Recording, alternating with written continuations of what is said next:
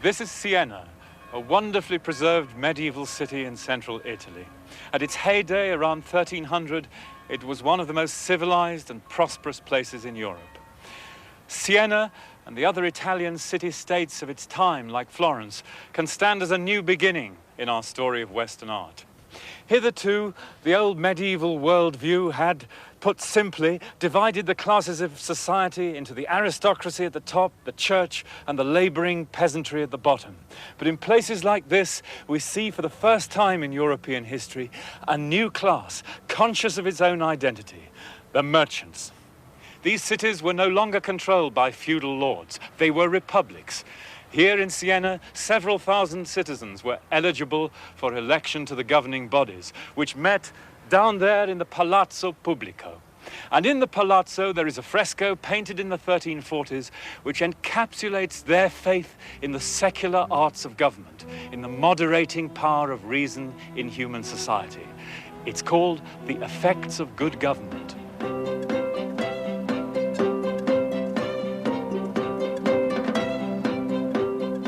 This marvelous fresco, painted by Ambrogio Lorenzetti, was the first panoramic landscape on this scale in Western art.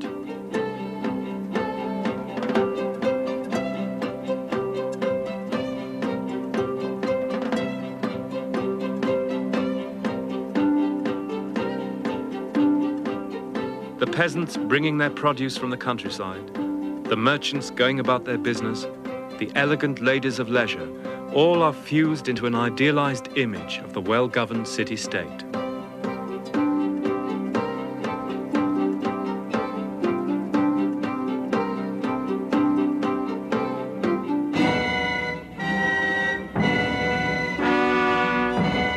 Eight years later, the Black Death devastated Siena. It killed the artist Lorenzetti and half the population of Europe. It was the greatest catastrophe in the modern history of the West, but surprisingly, for some regions, the plague was a springboard for economic growth.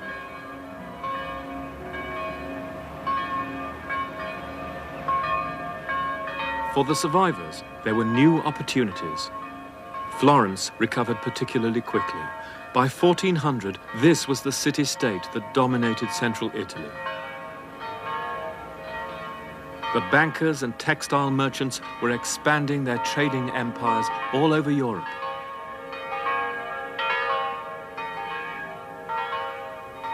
Over the next 100 years, an extraordinary interaction took place in Florence.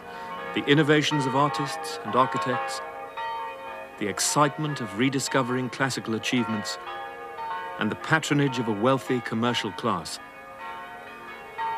These key elements brought about a series of artistic and intellectual breakthroughs that came to be known as the Renaissance, literally the rebirth of learning and culture.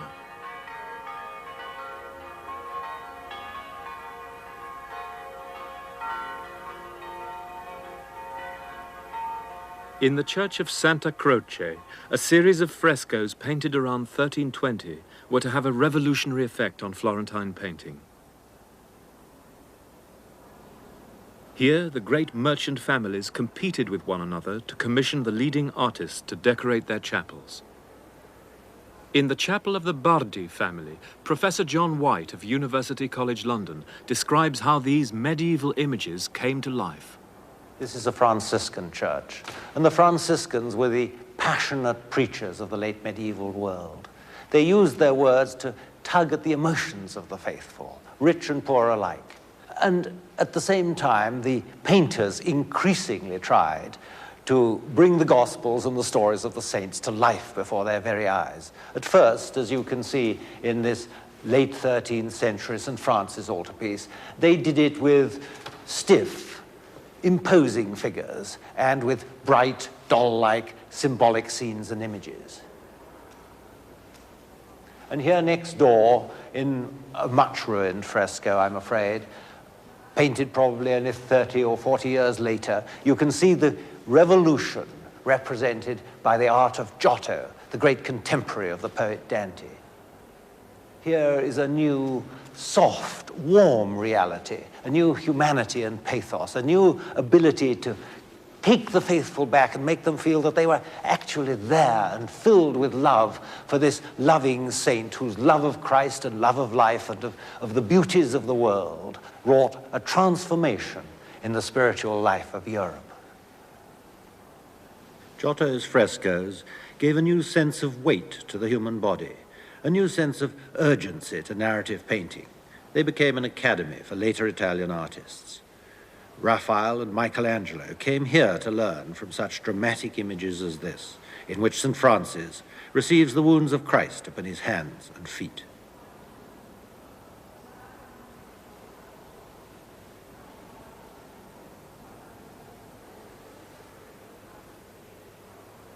Giotto's frescoes brought him immortality and undying fame to the chapel of the Bardi.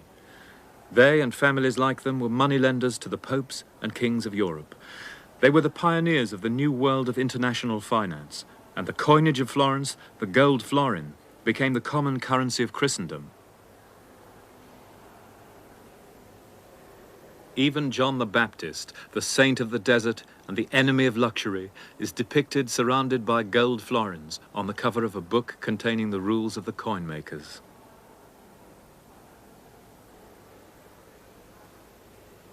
But if the prosperity of Florence was owed to the bankers, the rebirth of its intellectual energy came from a rediscovery of classical culture. Without ever leaving Santa Croce, we can move into the world of the Renaissance with this tomb of Leonardo Bruni, longtime Chancellor of Florence, who died in 1444. This was the Florence of the humanists, the students of the classics, of the knowledge and the wisdom of the ancient world. They went right back to the origins of Western thought in the great Greek philosophers. He also wrote a history of Florence, starting with Roman times. And in this great work, he put historical writing also onto a new footing, both in terms of its literary content and its scholarly underpinning. And there he lies, his history on his breast, surrounded by a wealth of classical detail, his bier supported by the Roman eagles, and his hope of heaven in the roundel of the Virgin and Child above his head. This monument in itself is a wordless combination of the Christian and the classical. This is the Pantheon, the most perfectly preserved temple of ancient Rome. Scholars like Bruni and the artists of Renaissance Florence had a passionate love affair with antiquity. The humanists recovered and translated the texts. The artists studied the statues and the frescoes. But they were not simply copying the achievements of the ancient world, they were transforming them. This Renaissance design for an ideal city uses classical architecture to create a perfect environment based upon reason and order. And in perhaps the most famous image of man by a Renaissance artist, Leonardo da Vinci is illustrating the Roman author Vitruvius. Man, in his ideal proportions, is the measure of all things. Out of their preoccupation with classical harmony and proportion, Renaissance artists created these new images of man and woman.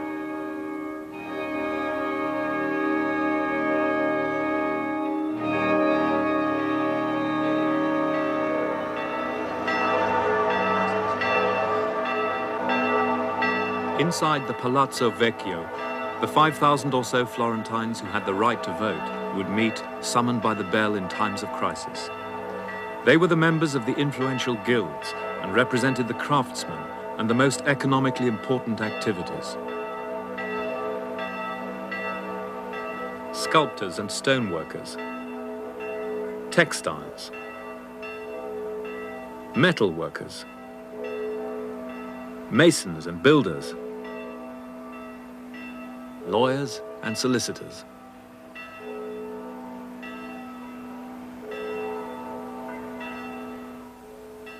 The engine driving the art of Florence at the beginning of the 15th century was competition between the guilds and competition between the artists commissioned by them. The Armourers' Guild paid for this powerful, alert image of their patron saint, St. George by Donatello. Roman art transformed into a vision of Christian courage. The Bankers' Guild paid for Ghiberti's expensive bronze statue of St. Matthew, the patron saint of money changers.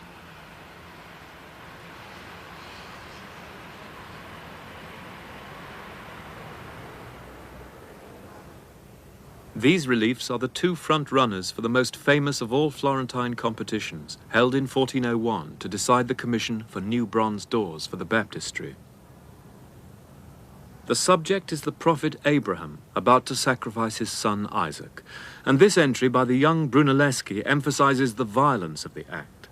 Abraham holds Isaac by the throat to plunge the knife in. The angel seizes Abraham's wrist in a dramatic last-minute intervention. But Lorenzo Ghiberti won the competition with this relief, immediately acknowledged as an exhibition of unrivaled craftsmanship. The nude figure of Isaac is based on classical models.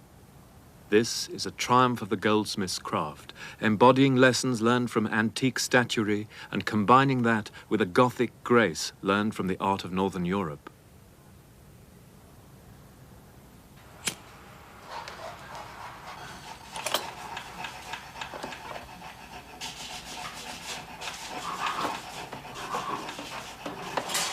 Florence is still a thriving centre for the goldsmith's art. This is the studio of Signor Giorgio Chileri at the south end of the Ponte Vecchio, and he works here as a master with his apprentice craftsmen. Now, a whole generation of famous Florentine artists, Ghiberti, Brunelleschi, Donatello, began work in studios not unlike this, working on just such meticulous and minute creations before moving on in their careers to their monumental works of art. In such an environment where the skill of the craftsman is so highly prized, it was inevitable, perhaps, that their status should rise. Inevitable, too, that the most brilliant of them, men like Brunelleschi and Donatello, should resent the restrictions which the craft guilds could place on them, and resent, too, the implication that somehow their work was menial, a mechanical craft. And so, increasingly during this century, such artists came to see themselves as the equals of their patrons, no longer humble, anonymous craftsmen, but self-confident, ambitious, intellectual practitioners of the liberal arts, famous beyond their own city. Brunelleschi visited Rome after his unsuccessful submission for the baptistry doors competition. There he saw a great city in a state of decay. The sheer scale of the Roman ruins and the building techniques he analyzed provided inspiration for the greatest problem of structural engineering in Italy: how to complete the cathedral being built in Florence. In this great space, we are surrounded by a Gothic architecture ripe for the Renaissance. The flat surfaces of the walls, the crisp, plainer detailing of the piers with their sharp angles, not a curve, not a rounded form in sight. It all looks so precise and so completely pre-planned. And yet, if we had stood here half a century after they began to build this building, we would have seen something very different. Behind me there, you would still have seen the medieval houses within the existing foundations. And then, as the piers went up, they were still arguing about how high they should be. When they came to those capitals, they had a competition about their precise form. They had plaster, wooden, stone models, and when all that was done, and they were still arguing about the precise dimensions of the building, they went on for 50 years, and not a man in Italy or Europe, let alone in Florence, would have had the foggiest idea of how they could ever put a dome over that great crossing that you see behind me there. In 1417, a conference of architects was summoned from all over Italy to discuss the problem of how to construct the dome. And eventually, Brunelleschi was entrusted with the commission. Standing here and looking down into the space, this 150-foot wide octagonal crossing, we can get some idea, at least, of what it was for Brunelleschi to be faced by the greatest architectural and engineering challenge which had confronted any Italian architect since the distant days of antiquity. It was quite impossible to fill this space with a forest of timber, and even if it had been, it would never have supported itself, let alone the weight of the cupola during its construction. So Brunelleschi's primary problem and his first triumph was to devise a form of scaffolding which started not at the ground, but 40 feet above our heads at the top of the drum.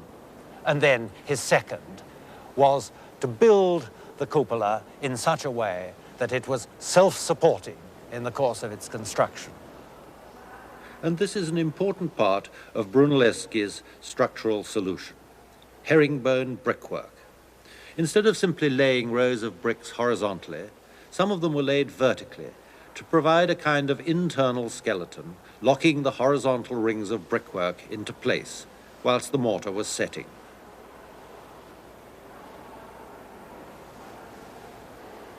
Enormous scale involves enormous weight.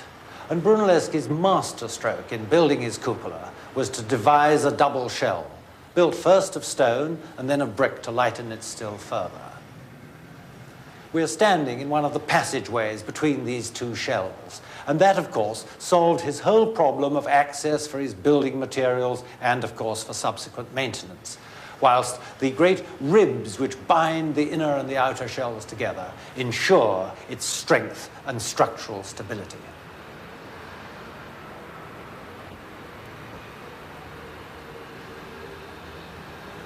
When we come out into the light, out of the dark passages and tunnels of the dome, we are surrounded by the classic forms of Brunelleschi's lantern. As we look down, we can immediately understand exactly what his great contemporary and fellow architect Alberti meant when he spoke of this magnificent cupola rising above the skies, ample enough to encompass in its shadow all the people of Tuscany.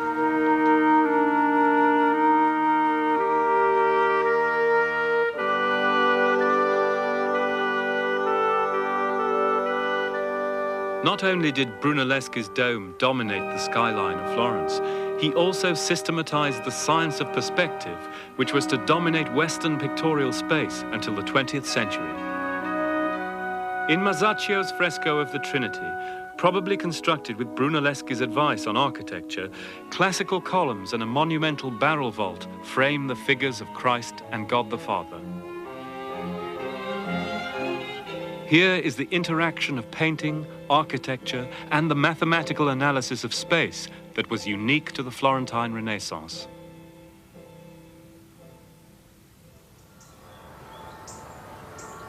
In 1419, Brunelleschi had begun the Hospital of the Innocenti. It was the first orphanage in Europe to be funded by public donations, and the architecture is a delicate blending of the Roman and the Romanesque.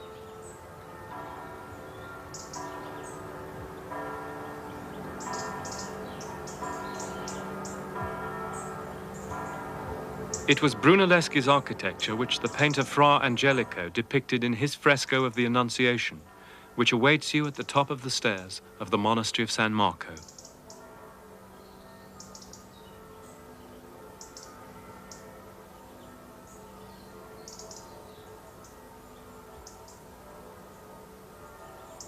Fra Angelico lived and worked here, decorating the monastery with scenes from the New Testament.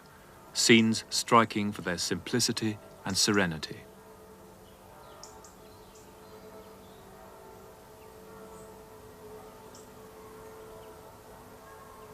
Inside the cells, the world seems to retreat, leaving a single image suspended like a spiritual vision.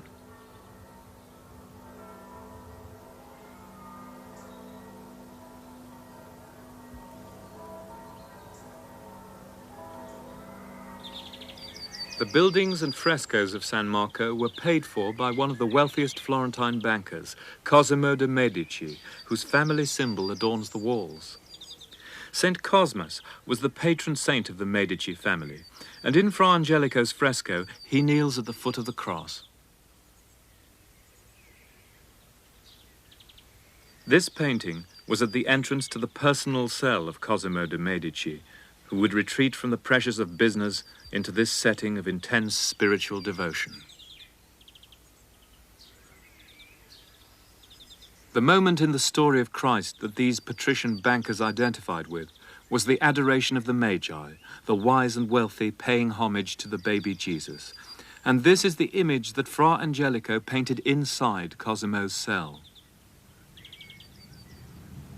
30 years later, Botticelli painted the same scene for the same patrons. But now the powerful patrician families have taken over the religious stage. Cosimo the Elder is portrayed kneeling before the Madonna, while his grandson Lorenzo the Magnificent swaggers on one side. Every face in this painting is a portrait from the Medici court circle, including Botticelli himself.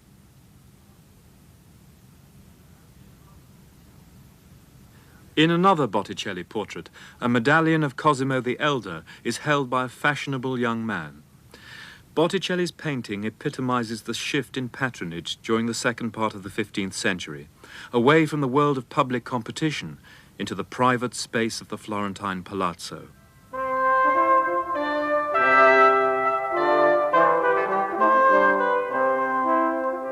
The patrician families of Florence erected monuments to their own prestige in the palazzi of the 15th century. Palazzo Rucellai by the architect Alberti was admired for its classical detail and the elegance of its proportions. More magnificent was the palace designed for Cosimo de' Medici. This was not simply a home, but the center of a vast banking empire. Massive doors and rough rusticated masonry on the ground floor, increasingly smoother stonework above, created a style that was to be imitated by palaces and banks in Europe and America for the next 500 years.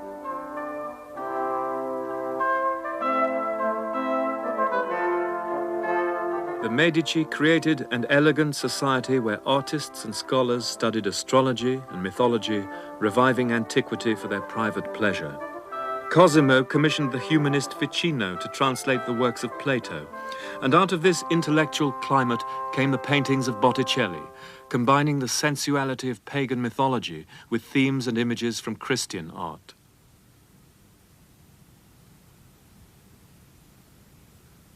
In his painting of the Primavera, Zephyrus, the wind god, enters the scene and seizes the wood nymph Chloris, whose mouth issues flowers as she is transformed into Flora, the goddess of spring. In the center stands a figure who resembles both the Christian Madonna and Venus, the goddess of love, and who directs the dance of the three graces. Naked Venus, seen here in Botticelli's The Birth of Venus, symbolized divine love. This was a nude based on classical forms, which also suggests a baptism and a rebirth.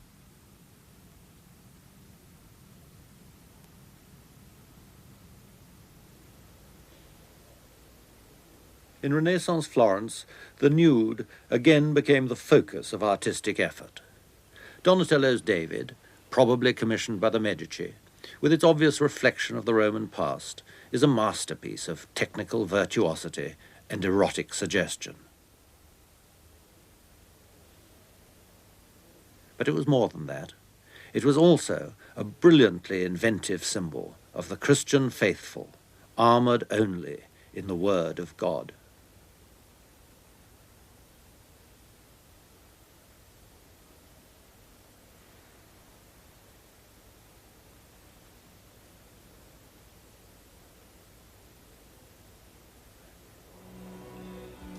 Finally, in Brunelleschi's church of San Lorenzo, we find the two bronze pulpits that Donatello left unfinished at his death in 1466. Here, for the first time in Western art, we find a true late style that leads on to the work of Titian and of Rembrandt. Leaving behind the technical perfection of his early work, Donatello now engages with his material in a rougher, more direct manner, biting into the bronze with his chisel to convey a more emotionally charged message.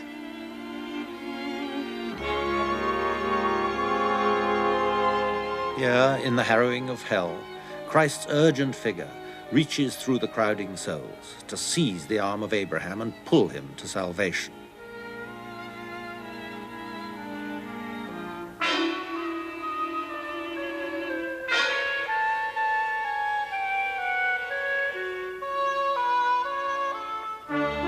when Christ's heavy figure surges from the tomb, it is not a joyous resurrection, but a battle won against the odds. Below, the soldiers sleep as the old order passes. Christ's face seems burdened with the sins of all mankind as he climbs up from darkness into light.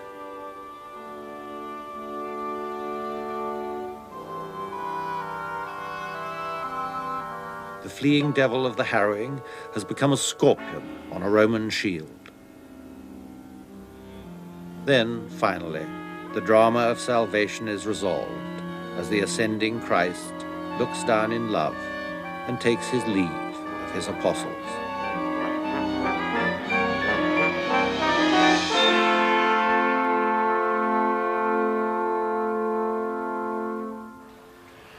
Looking over the rooftops and domes of the city, we can try to take an overview of that extraordinary period of artistic outpouring. It was, after all, a city whose population never even reached 100,000, continually riven by faction and strife, and yet which produced some of the greatest figures in the history of Western culture, from Giotto and Dante to Michelangelo and Leonardo. It was, for example, a Florentine, Amerigo Vespucci, with Florentine maps and instruments, who named the continent discovered by Columbus. The founder of modern science, Galileo, worked in this city. With all of them, it is the freshness of their thought, their willingness to experiment, their modernity, which impresses us today. But there is another side to the story. Civilized human life depends not only on modernity, but on a healthy assimilation of the past, both critical and imaginative. The Middle Ages had proved incapable of doing that. But here, in the Florentine Renaissance, we can see the reintegration of the classical worldview into modern life. Not merely their learning, but their pagan humanism and their pantheism with its incomparably rich mythological themes, which, as we now understand, contain such profound psychological insights. What we see here in Florence is what they made of that tradition, just as this is what we are making of them.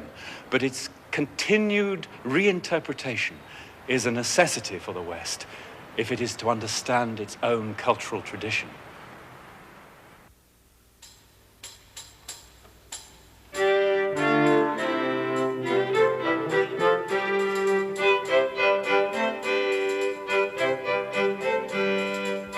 The art of Renaissance Florence came out of the city-states of central Italy.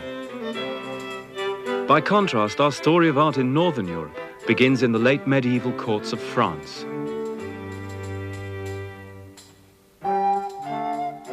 It was a time of violent contrasts. In the luxury of the court, the Duke enjoys his banquet, while the peasants shelter from the snow. In their hovel, they bear themselves by the fire.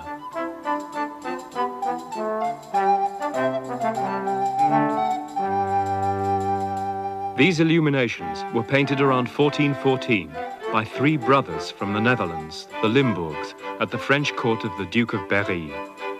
The detailed realism of these faces and landscapes was to be a key feature of northern art in this period.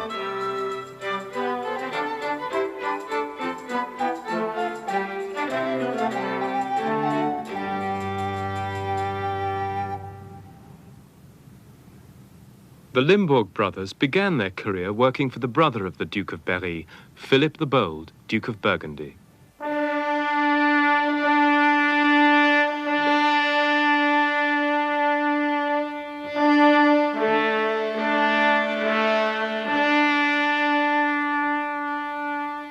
The Valois Dukes of Burgundy established one of the strangest and most extravagant courts of late medieval Europe. From their base in Burgundy, by marriage and diplomacy, they acquired large areas of the Netherlands to build an extensive, though fragmented state of vast wealth. In 1404, Duke Philip the Bold died at the Stag Inn near Brussels. 20 years earlier, his royal sculptors had begun work on Philip's tomb. One of them carved these images of the funeral procession which transported his body back to Burgundy.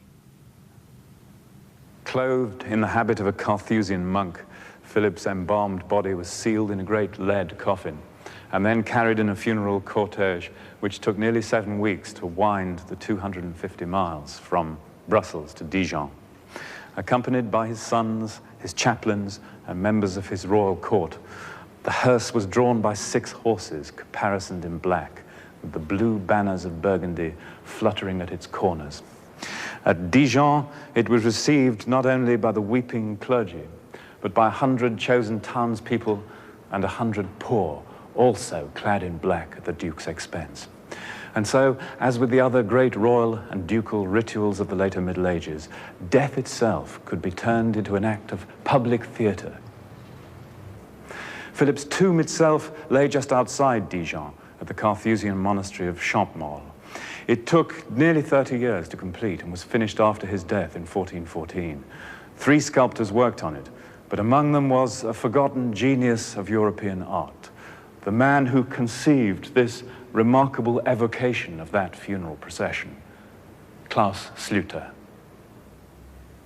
He came from Haarlem in the Netherlands and worked for the Duke of Burgundy for 20 years in Dijon. Sluter's most impressive carving was a life-size monument known as the Well of Moses, with prophets from the Old Testament around its base.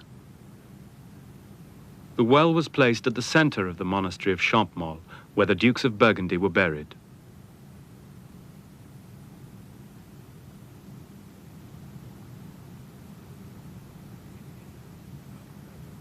In Italy, Donatello was only 10 years old when Sluter began to carve these figures, which display an intense realism never seen before in European sculpture.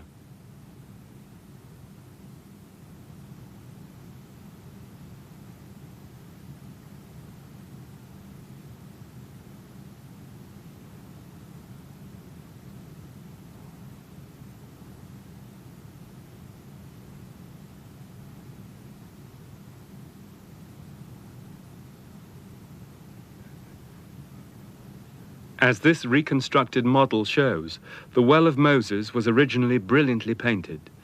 The prophets deliver their prophecies like figures from a medieval mystery play. The whole piece was intensely theatrical, linking the prophecies of the Old Testament to the sacrifice of Christ on the cross. And originally, the well was surmounted by a life-sized crucifixion group. This crucifix was smashed to pieces during the French Revolution, and the largest fragment that remains is the head of Christ.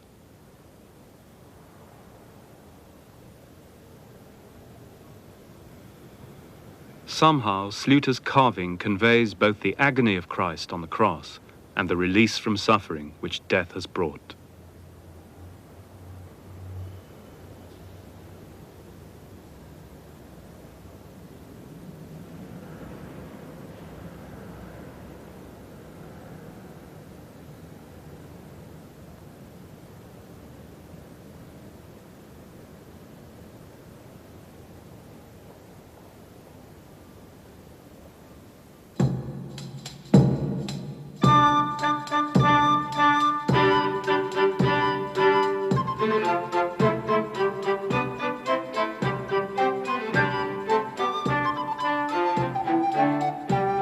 Life at the Burgundian court was not always dominated by thoughts of God and death.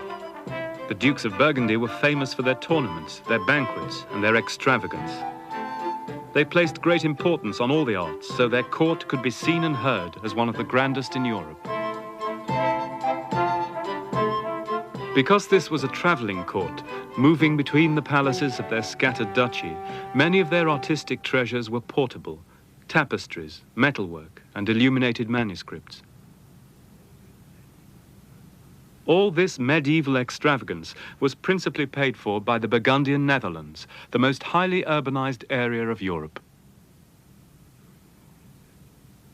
During the 15th century, Bruges became the busiest port in northern Europe, while Brussels and Ghent became 2 of its largest industrial cities.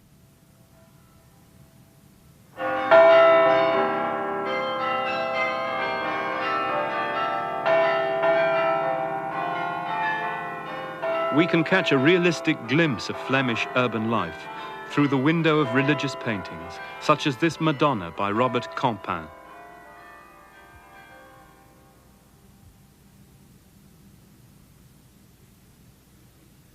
In Italy, 15th century artists used perspective and the study of antiquity to depict a suitable setting for their religious paintings.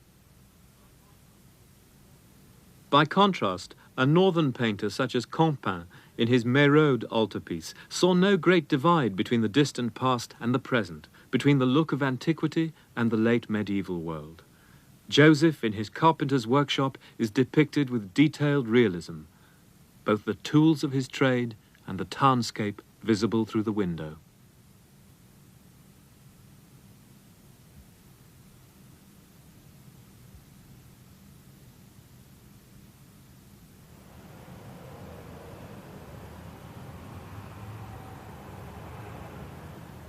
One sign of the success of Bruges as a trading centre was its wealthy community of Italian merchants and bankers. Out of this community came the most famous wedding portrait in Western art.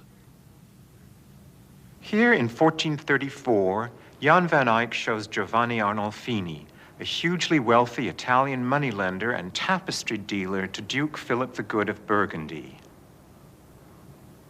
He is about to marry an equally wealthy young Italian, Giovanna Cenami, whose family lived in France. And here you see the shifty, rabbity banker, one hand raised and the other joined to that of his new bride. The artist proclaims his witnessing presence in a bold Gothic legal inscription in Latin. This reads, Jan van Eyck was here. While Italians were developing their illusionistic art with the assistance of mathematically reasoned perspective, northern painters, led by Jan van Eyck, used many translucent layers of pigments in quick-drying oils to produce uniquely convincing pictorialism.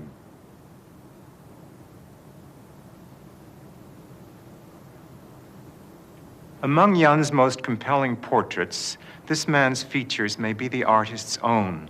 They have some of that fixed, almost hypnotic quality that sometimes results from staring into a mirror for self-portrayal. We also know that artists in the 15th century often wore such flamboyant red turbans, which is another reason for suspecting that the identity of the sitter is Jan van Eyck himself. The most famous European painter of his day, Jan van Eyck was also a diplomat, mapmaker, and chemist. Enormously learned, he was concerned with Latin and Greek and studied Hebrew mysticism. Here Jan van Eyck depicts the most powerful figure at the Burgundian court, Chancellor Rollin kneeling before the Madonna. In such works, a saint usually presented the donor, the person paying for the painting, to the Virgin and Child. But Rollin decided to appear before the Madonna without benefit of introduction. So Van Eyck linked the figures with Romanesque architecture and a view of the heavenly city and landscape beyond, realized by the almost magical glow of the oil medium.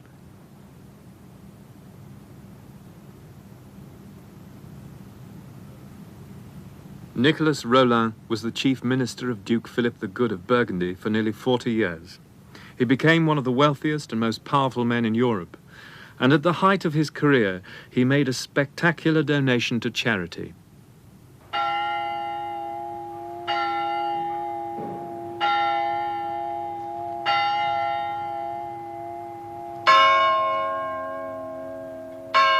The Hôtel Dieu, or God's Hostel, a hospital for the poor, was founded by Chancellor Rollin in Beaune, close to the Duke's capital at Dijon.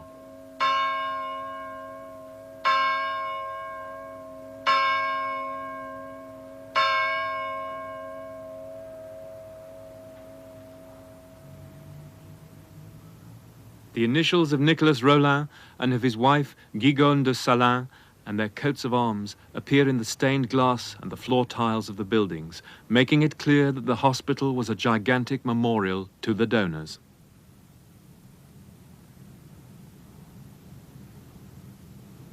On this Sunday, the 4th of August, 1443, neglecting all human cares and in the interests of my salvation, in recognition of the goodness of our Saviour, from whom all benefits proceed, I found and donate irrevocably in the town of Beaune a hospital for the poor and the sick.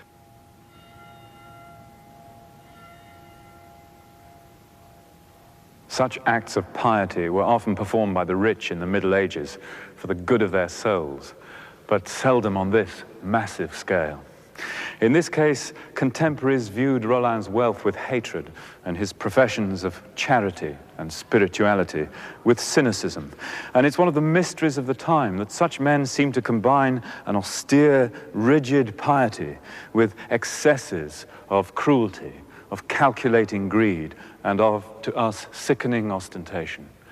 King Louis XI himself said of Rollin, he made enough people poor to make a pauper's hospital necessary. And the hospital was where the poor came to die. Here in the Middle Ages were 2 rows of 31 beds where the poor lay 2 or 3 to a bed. The 15th century was a time of terrible famine, war, and plague. And in a bad year, thousands of people could die in a place like this. And so, thoughtfully, the Chancellor had provided that each of his patients could look from his or her bed to the wall above the high altar, where there hung a tremendous vision of the end, the last judgment of Roger van der Weyden.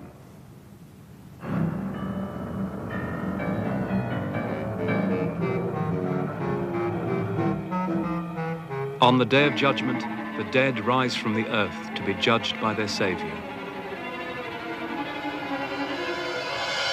Christ sits enthroned in glory above the Archangel Michael, who holds the scales which will weigh the vices and virtues of all who are to be judged on the day of reckoning.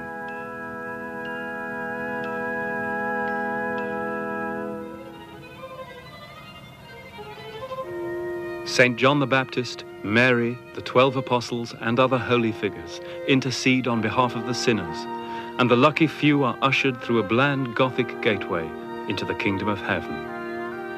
This painting was done with bright colors, so it could be seen by the sick even from their deathbeds. Van der Weyden excelled at depicting the inner emotions of his characters, and on Christ's left we see the damned in a state of frenzy, drawn inexorably towards the flames of hell. There are no demons to drag them down. In the words of a local theologian, the weight of sin upon the conscience is sufficient to make the damned fall into hell as heavy as lead.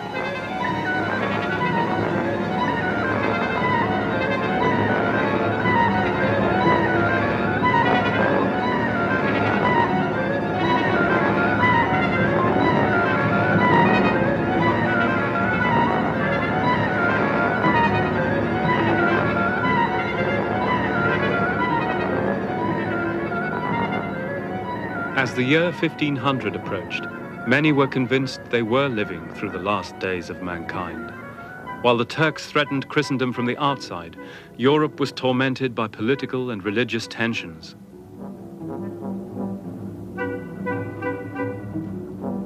In the Netherlands, Hieronymus Bosch painted this strange vision of hell, composed of images suggesting the psychological disintegration of the late medieval world and the tensions of his time.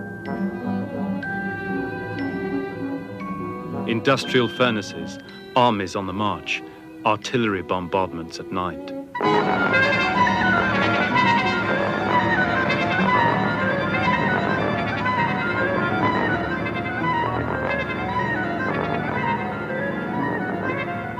The German printmaker who took the apocalypse, as described in the Revelation of St. John the Divine, and transformed it into his own pictorial territory was Albrecht Dürer, the first major artist to publish his work in the form of a book. Dürer exploited contemporary interest in the revelations of St. John by designing and carving 15 woodcut block prints, which reduced the 22 chapters of St. John's text into an extraordinarily action-packed visual adventure which swept Western Europe. It made him the most famous graphic artist of his day, and the series itself was of enduring fame, used by artists, sculptors, painters, graphic designers for the next 500 years. Albrecht Dürer was clearly a precocious artist. He was the son of a Nuremberg goldsmith and drew this portrait of himself at the age of 13.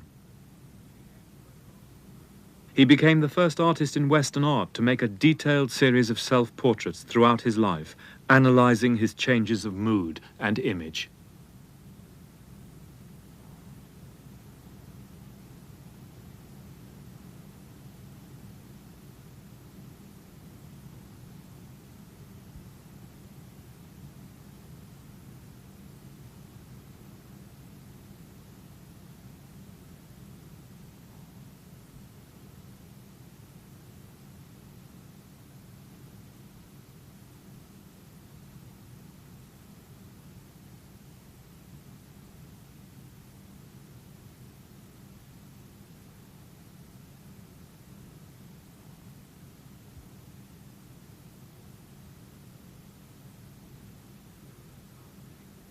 Dürer studied nature with the same incisive vision with which he analyzed himself.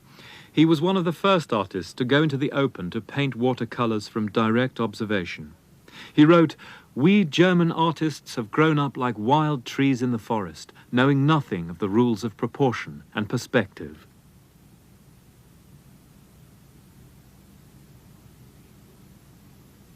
These watercolors were painted while Dürer was traveling from Nuremberg to Venice. He wished to learn from Italian art and to have his own status as an artist acknowledged in the land of the Renaissance.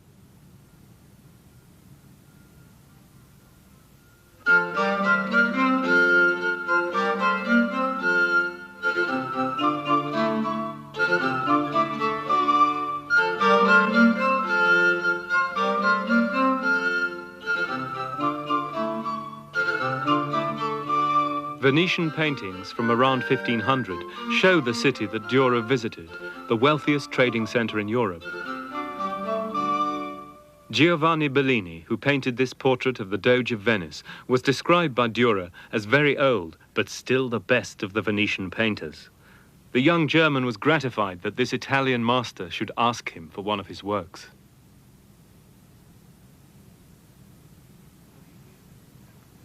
Bellini and his contemporaries had been influenced by Northern art, its realism, its sensitivity to light and landscape, and Bellini had become a master of the Northern technique of oil painting.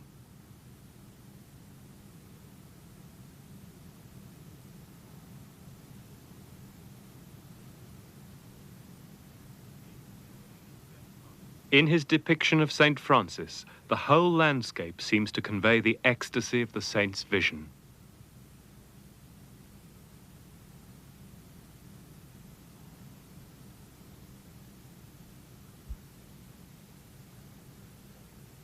After Dürer's second Venetian journey, he engraved some of his most intricate, complex plates. In Night, Death, and the Devil, the artist takes the equestrian statue he had seen in Italy and rides it into a northern forest. Here is the man of action, the warrior, blind to the perils that surround him, death at his side, the devil and devastation in his wake. Dürer's radiant engraving of Saint Jerome is a hymn to the contemplative life, showing his favorite saint in sacred study. Subtlety of light and the detailed depiction of the interior all recall Van Eyck's art.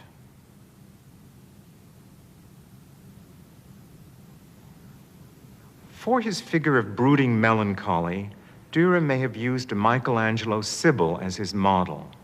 Melancholy is the dark side of genius. The discarded tools, a plane and saw, instruments and inkwell, all convey the frustrated artist, his creativity blocked. Albrecht Dürer was a northern genius who succeeded in assimilating the lessons of the South. The last and boldest statement of northern religious art can be found in the Isenheim altarpiece, the work of a German master.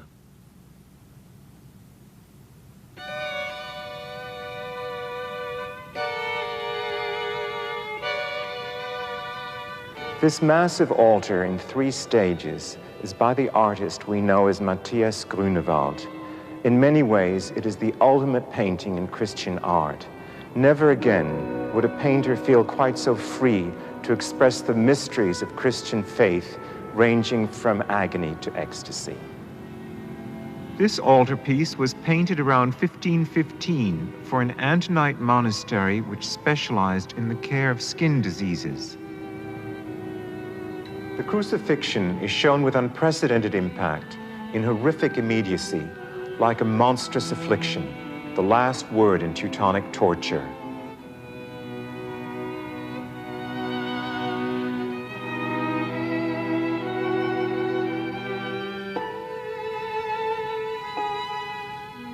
Mary swoons in the arms of St. John the Evangelist as the kneeling Magdalene twists her hands in impotent grief. In the wings, two healing saints, Sebastian and Antony, stand like living statues. Because the panels of this altarpiece had to be separated, we need to look at a model to understand how it unfolded. Mary reads the prophecy of Isaiah, "Behold, a virgin shall conceive," as she is interrupted by the Archangel Gabriel's annunciation. An angelic orchestra in the Temple of Solomon celebrates this mystical union of heaven and earth by its harmonious celestial music. These happy sounds may also refer to musical therapy practiced in medieval hospitals.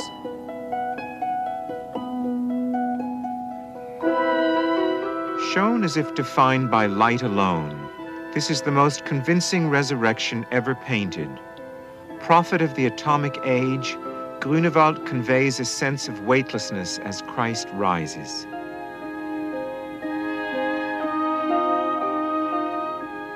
For the final opening, painted wings contrast with a sculpted centerpiece. St. Anthony is enthroned in triumph at the center and shown again at the left, meeting Paul the Hermit in his forest retreat.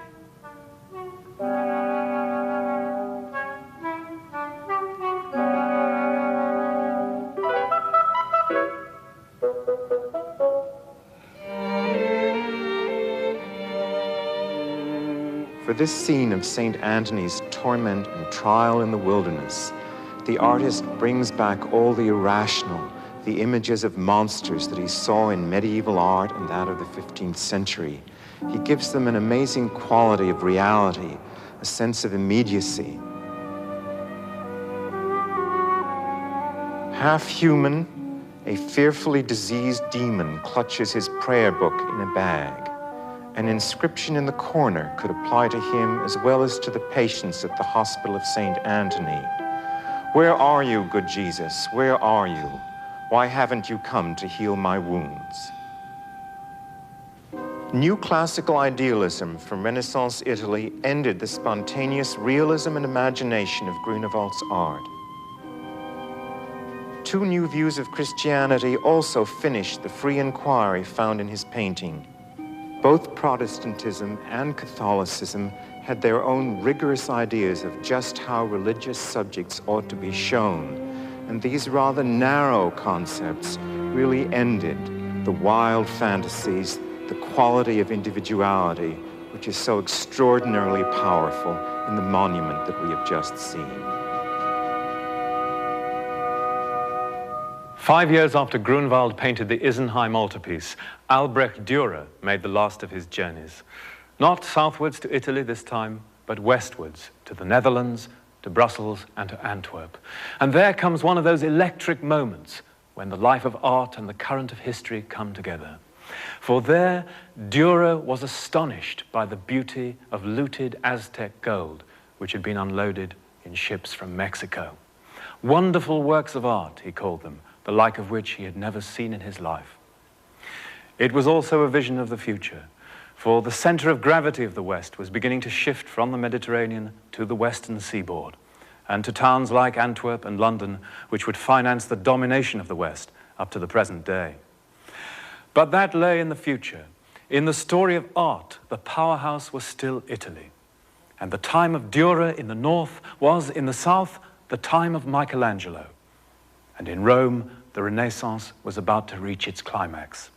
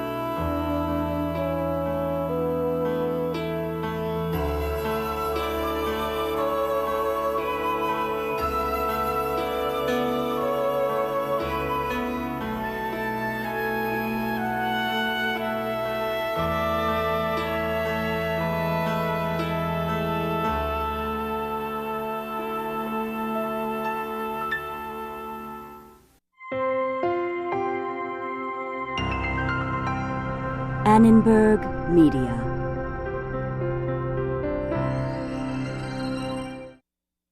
Corporate funding for Art of the Western World is by Movado, makers of the Movado Museum Watch, the watch-style design in the permanent collections of museums throughout the world.